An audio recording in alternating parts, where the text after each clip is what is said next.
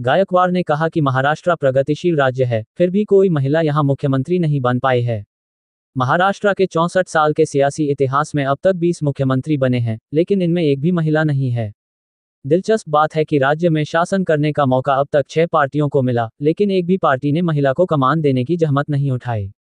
महाराष्ट्र में महिला मुख्यमंत्री की मांग क्यों? मुंबई कांग्रेस की अध्यक्ष वर्षा गायकवाड़ ने इस मांग को हवा दी है। वर्षा गायकवाड़ का कहना है कि महाराष्ट्र में किसी महिला को मुख्यमंत्री की कमान दी जानी चाहिए। पत्रकारों से बात करते हुए वर्षा ने कहा कि यूपी, दिल्ली, बंगाल जैसे राज्यों में महिलाओं के पास कमान रह चुकी है, लेकिन महाराष्ट्र में अभी तक भी महिला मुख्यमंत्री नहीं बन पाई हैं। आखिर ऐसा क्यों? वर्षा ने कहा कि सभी पार्टियों में काबिल महिला नेता है, फिर प्रगतिशील महाराष्ट्र में इस पर विचार क्यों नहीं हो रहा है? हालांकि ये पहली बार नहीं है जब महाराष्ट्र में महिला मुख्यमंत्री की मांग की जा रही है। 1994 में महाराष्ट्र में महिला मुख्यमंत्री की मांग पहली बार उठी थी। उस वक्त शरद पवार की नेतृत्व वाली कांग्रेस ने पंचायत और निकाय चुनाव में महिलाओं की हिस्सेदारी तय करने के लिए कानून लाई थी।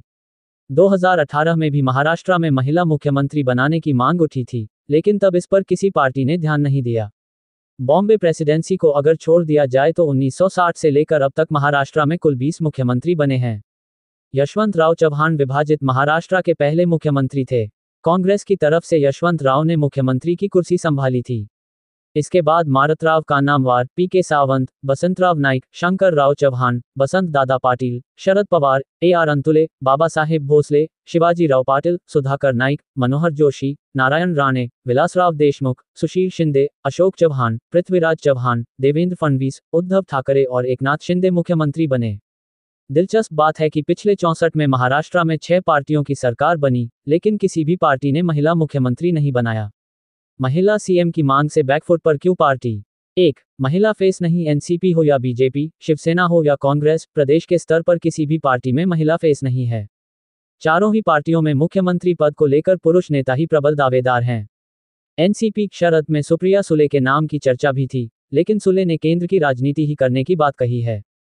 शिवसेना ठाकरे में उद्धव ठाकरे तो शिवसेना शिंदे में एकनाथ शिंदे मुख्यमंत्री पद के दावेदार हैं। इसी तरह बीजेपी में देवेंद्र फडणवीस और एनसीपी अजित में अजित पवार का नाम सबसे आगे है।